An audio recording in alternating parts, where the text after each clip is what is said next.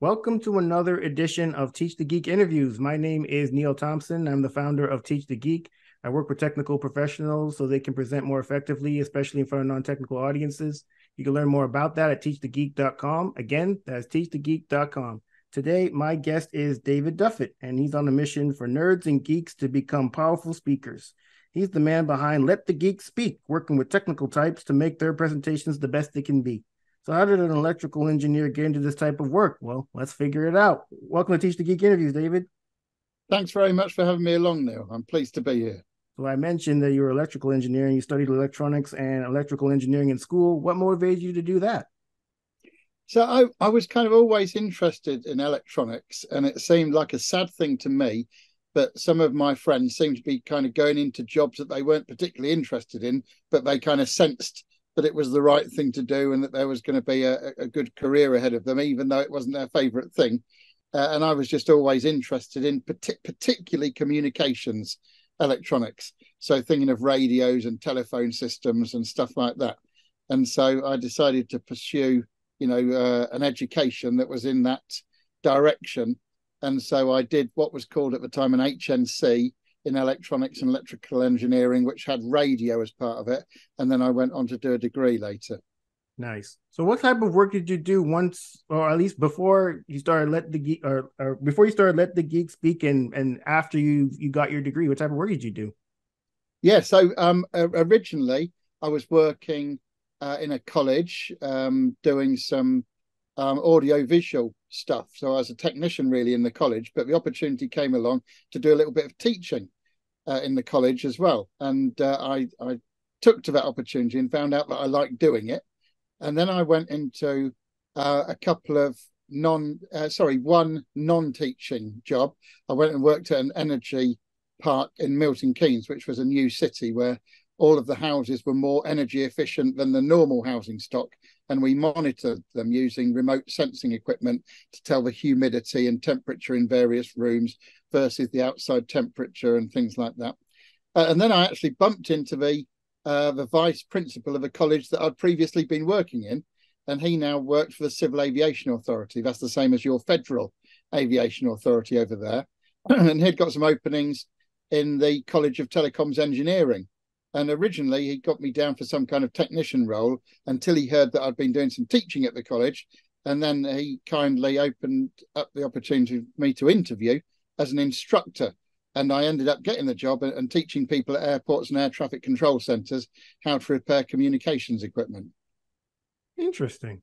So I get I mean, you did mention that you ran into somebody and it kind of morphed into this different role. Typically, when I think about electrical engineers, I think of some pretty technical people in the work that they do, as opposed to those who actually do the teaching. Is that something that you knew you were going to gravitate towards, or is it just kind of something that fell into your lap? Well, I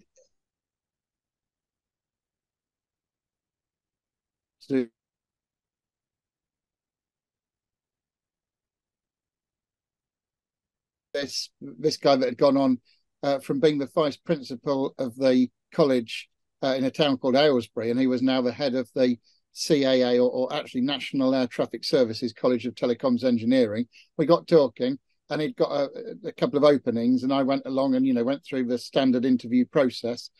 Then it all worked out. But one of the things that I found, Neil, is that I was bumping into so many people who were a lot more technical than I was. I was technical enough to learn the systems and do the teaching, but I always felt that I wasn't quite as technical as some of the other people. And it was only kind of a little bit later in life, when I got a bit more comfortable in my skin, that I realized the reason that my pendulum didn't swing all the way up to the very technical is because actually I was kind of a bit more of a people person, a bit more of a trainer type of person. And so, I came to understand things a little bit later on, but I certainly understood things, successfully taught people how to repair the communication systems at airports and air traffic control centers. You're kind of an anomaly then, David, because oftentimes when people think about engineers, they think about those people that are in front of their computers, the people that aren't all that interested in talking to people, really. But here you are, a person with an electrical engineering degree, with that's your job, talking in front of people. So kudos to you for breaking those stereotypes. Well, thank you very much. But across my career, Neil, I have worked with a lot of those people that don't want to talk to other people, especially in the telecoms world, software and hardware engineers that would much rather be in a darkened corner of the office coding or designing an electronic circuit than they would be face to face with other people. Yeah, 100%. So, what was the motivation for you to start Let the Geek Speak? Well, so from the Civil Aviation Authority, I moved into the more commercial world, and I found myself with opportunities to speak at various events, and especially when I worked for a company called Aculab, which did computer telephony cards. Back in the day, they're more of a cloud services organization now, but I had an opportunity to go around the world and speak at various conferences, and what I saw was that these engineering types that were kind of forced out onto the stage to talk to people about their specific technical specialisms weren't ever so good at it. And there was probably room for improvement. And from that commercial organization called Aculab, I went on to work for a company called Digium and to be the worldwide community director for an open source project called Asterisk, which was a software that could turn a regular server into a sort of a communications platform. And again, I spoke at a number of conferences and ended up kind of involved in the organization of one particular conference in the US every year. And I just saw that, you know, engineers looked like they needed help. If they did want to get out there, and of course you wouldn't want to force anybody to get out there that doesn't want to speak in public, but the ones that chose to still looked like they needed some help in getting the message out a little bit. And so that was the basis for Let the Geek Speak. So, from what you've seen in the engineers that have given presentations, what do you think their biggest issues are? Well, one of the massive ones is being too technical with their audiences, not checking in to find out their audience's current level of technical understanding, maybe giving more detail than is actually required for what they're trying to get over. And so I have a little phrase, Neil, and because of course we hear a lot about people knowing their stuff. I don't know whether that's a phrase over there in the US, but over here you hear, yeah, Mark really knows his stuff, or Mary really knows her stuff. And my little phrase is that knowing your stuff is not enough. It's the ability to communicate the relevant part of your stuff at the right technical level that will actually see you through. And if you can do that with confidence and clarity and connection with your audience, then so much the better. I really like that quote. Knowing your stuff is not enough. And yeah, I certainly would know if someone were to say over here that, you know, person X knows his or her stuff. Yeah, I would know what they're talking about. But I think you're absolutely right. When it comes to giving presentations, you may have all this technical expertise, but if you're putting it in such a way that a non-technical audience can understand, well, it's almost as if you're speaking another language. You got a bunch of English speakers and you're speaking French to them. It's just like let me get on Exactly.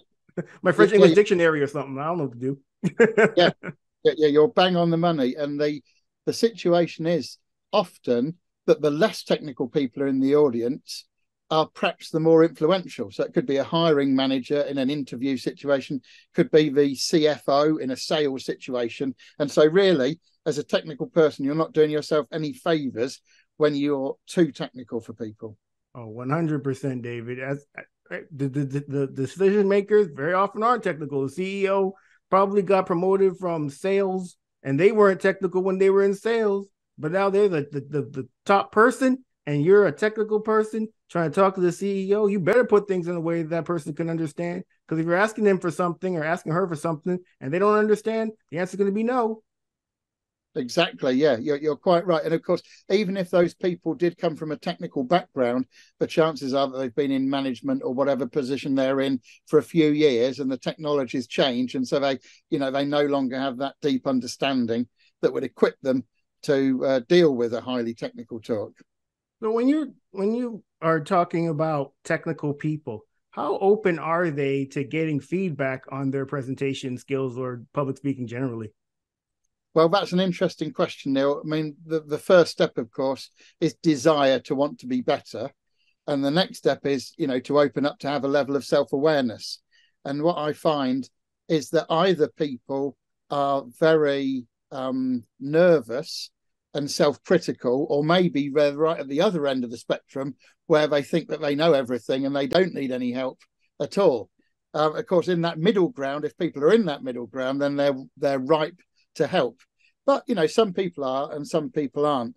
But what I've tried to do is, in my system, the Let the Geek Speak framework is 7 powerful. Well, I used to call them 7 power presenting protocols, and I still have 7 power presenting protocols. But what I've come to understand is that they're really 7 powerful principles for communication that can be applied just as easily to meetings or giving one-to-one feedback as they can to presentations.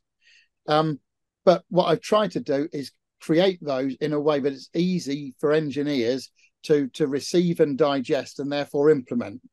So I'm not kind of trying to push a whole load of soft skills, in some kind of wishy-washy way that the engineers would kind of rebel against. What I'm trying to do is work with them. And just like there's a syntax for a programming language, or maybe some rules for the electronic circuit they're building, I'm going to give them a framework for creating or assessing presentations.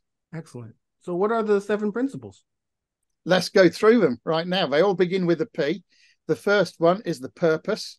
You've got to think about the purpose of your presentation. And I'm sure you can relate to this, Neil, but most technical people, when they're given the opportunity to do a presentation, the first thing they think about is doing the slides and shuffling a deck of slides and taking this one out, or borrowing some slides from Martin round the corner and then adding a couple in, or moving a few around. And of course, that's the very last thing that people should be thinking about with a presentation. And so it's thinking about that purpose, taking a step back and thinking about what is to be achieved. And of course, that includes knowing your audience. And if possible, you really want to be circulating the purpose that you come up with to the audience ahead of the presentation, so that they can approve it or tell you whether it needs optimizing, so that when you get together with the audience, what you're going to deliver and what they need to receive are kind of properly overlapped, rather than more like this. So that's the purpose protocol. Each protocol actually has like at least an hour's worth of training around it. So I'm, of course, summarizing, but that's the purpose. The next one is the plan. And as engineers, we like to have things in good order. And the good order for a presentation is understanding the way people's attention spans work and knowing how to take advantage of those in a presentation. Also understanding the keys to filing things away in people's memories. And so we're going to plan our presentation so that it takes maximum advantage of that peak that you get at the beginning when everybody's excited. Then as people's attention span naturally drops down a little bit, we need to have tools and techniques to kind of keep it pepped up. And then at the end, the last part of your presentation, again, the attention span naturally comes up. And so we need to take advantage by getting our great information into those prime time areas. Okay, so that's one.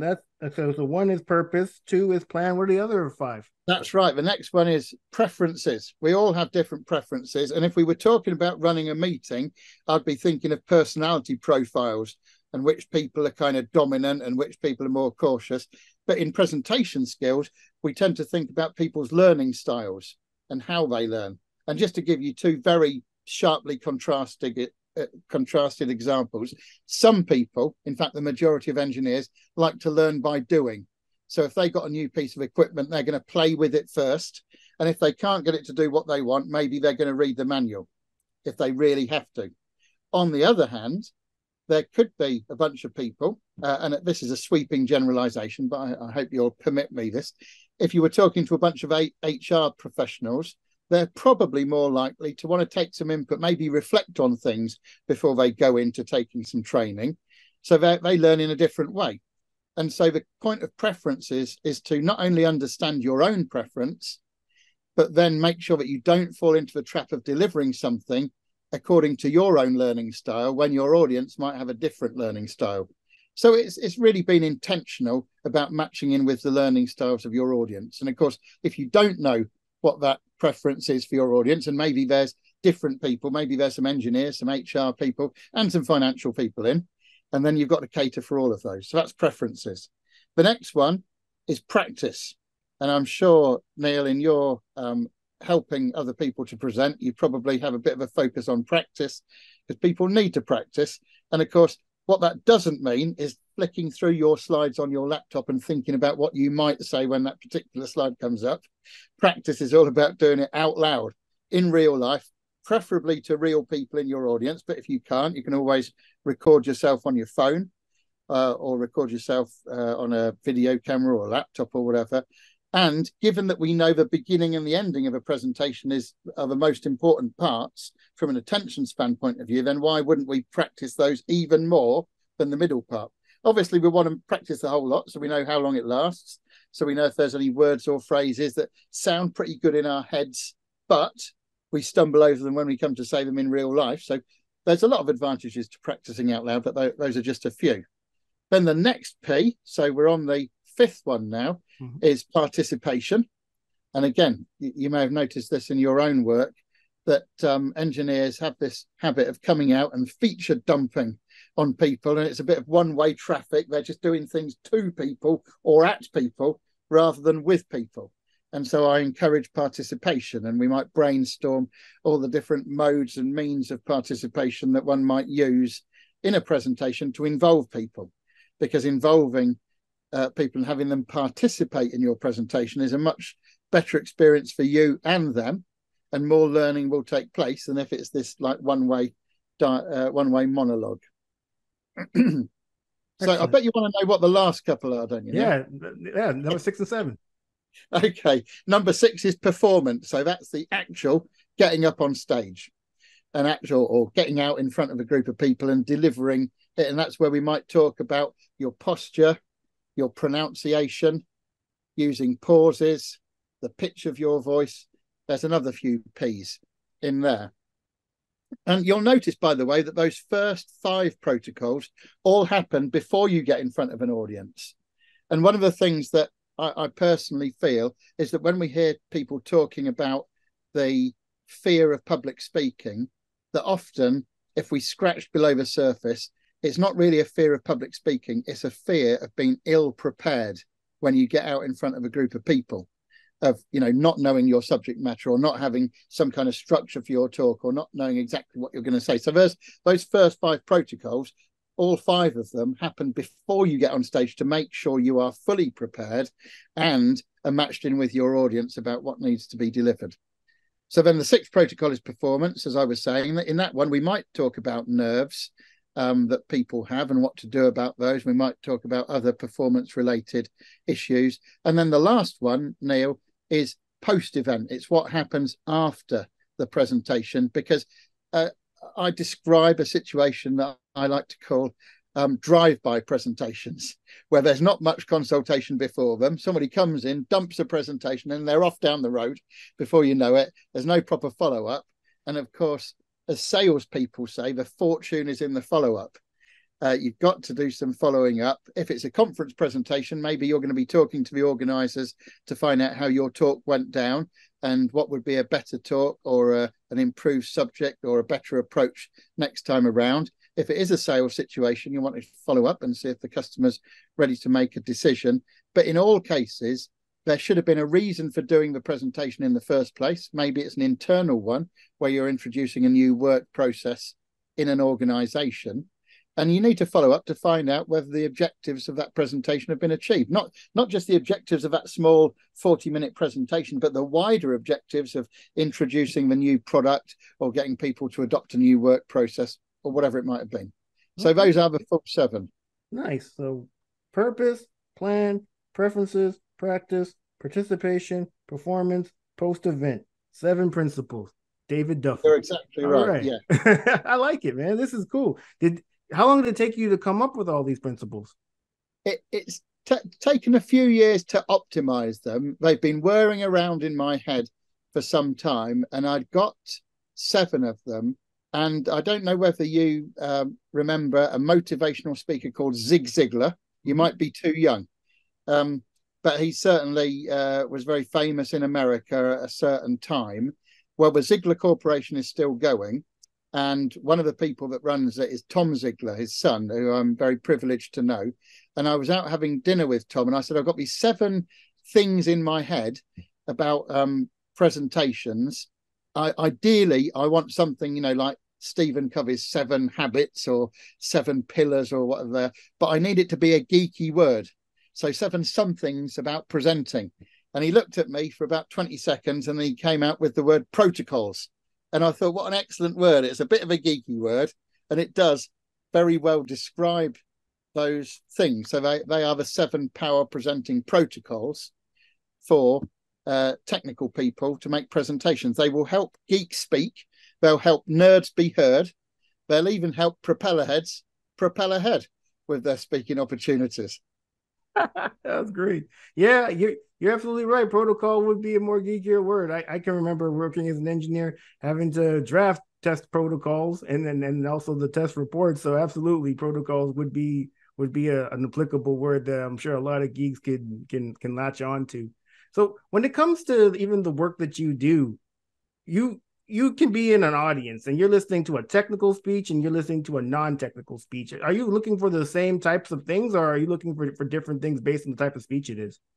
Yeah, I am. You're right. The thing is, when it's geek to geek or G to G, as I sometimes call it. So if it's, I used to run a very hardcore technical conference called Astricon, which was for the Asterisk open source community. And so there'd be some very geeky software engineers presenting to a load of other geeky software engineering types. And so in that situation, I don't think we need to worry so much about some of the things that I would be thinking about, because there's a level of rapport that exists between geeks. There's mutual respect, because if this audience knows that you're the software engineer that created that bit of the product, then you know they're already warm to you.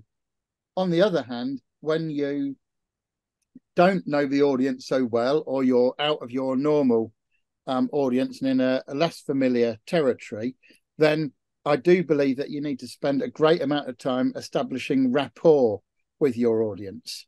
And in fact, the way I think about this, Neil, for technical people is you've probably tried to watch a YouTube video or a Vimeo video or whatever and seen that little circle going around where it says buffering because the connection's not very good. Have you ever had that experience? Indeed. Well, this happens when engineers talk to non-technical audiences all the time, because they haven't really established that bandwidth with the audience, which is that rapport through which they're going to not only communicate their message, but also it's the way that they're going to read the audience to find out whether the audience like it, understand it, are challenged by it, want to ask some questions. If the engineer hasn't opened up that rapport channel, then they're not going to see some of those things. And likewise, the audience is not going to get the meat of their message so well. And I have a real life example of that. Many years ago, I was the training manager in a telecommunications company where we were introducing the same kind of radio network to the UK as the IDEN network in the US. It was known as Tetra. And we had a trainer come in, a very highly technical trainer, to teach some of our engineers some of the technology. And it was a 3-day class. And it was only on the last afternoon of the 3 days that the audience felt as if they knew the trainer enough to have any proper interaction, ask some questions. And that was really down to the way that the trainer had not worked on his rapport. You know, it'd been a bit awkward. And it was only after the process of time that things had got to where the audience felt they could ask questions. Whereas a good presenter, even if they're a real life engineer, would actually spend a little bit of time opening up that rapport channel, making communications easier, making things more conversational so people feel they can be properly involved. And actually, Neil, just coming back to those 7 protocols, imagine if you saw them all on one on top of each other. If you slide them around, you can actually get the word rapport coming down the middle of them, so that you remember that rapport is important, and actually it's woven into each of those 7 power presenting protocols. Wow, you definitely put a lot of thought into your protocols. This is really cool, David. I really enjoyed learning about you and what you've done to really help the technical types getting better at their presentations. I think you're absolutely right about building rapport. I mean, it's so difficult to give a presentation when with a whole lot of technical data to a non-technical audience if you don't do that, because oftentimes what will happen is they'll stop listening and you may very well get questions afterwards that you thought you had answered during the presentation. I know I've been in that position. I used to have to give presentations in front of management, and those first few presentations were terrible. I knew they were terrible because at the end I would get these questions that I thought, well, man, I talked about that like 10 minutes ago. You just asked me a question about that now. And you would have thought I would have gotten the hint that maybe I need to do a better job at putting these presentations together. But maybe I was like on the on the spectrum, like you had said earlier, of the people weren't really interested in getting feedback. I'm an engineer. I know what's going on. You just listen to what I got to say, and that's it. But ultimately, my project got canceled. So that definitely was the wake up call that I needed to know that this is probably something I need to get better at. But if that had never happened, who knows where I'd be? I'd probably still be getting up there, just using a whole lot of jargon and trying to get out of there as quickly as possible, like so many of us engineers. Yeah, and you did. You took the learning, and you part of your journey, and Yeah. it's great to be where you are right now, helping other geeks. But one of the things I think is that if you can talk to your audience ahead of time during that purpose protocol, then you will have established contact with them. If you can't talk to the audience, maybe you can talk to a representative, or if not, if it's the first time you've ever met the audience when you come out in front of them, then at least you should have an agenda slide that says, this is what I plan to talk about. How does that sound? And that gives them the opportunity to say, actually, that third point is probably a bit too technical for us, or, we like it, carry on. And also, if you engage in conversation, then you can pretty quickly read where people are from a technical level. And you might then, if you're adept at using PowerPoint or Keynote or Prezi or whatever, you might kind of jump over things when you realize that, because as I'm sure you find in your work with technical people, Neil, that it actually kills a presentation to give too much technical information because people get a bit overloaded. You're much better off keeping it at a lighter level and letting those who do have deep technical questions ask them afterwards than you are to shoehorn information that the majority of people don't really need into a presentation. 100%. And when I started giving presentations, I didn't understand the importance of storytelling, but it's definitely something that I've gotten more accustomed to and I guess comfortable with moving forward.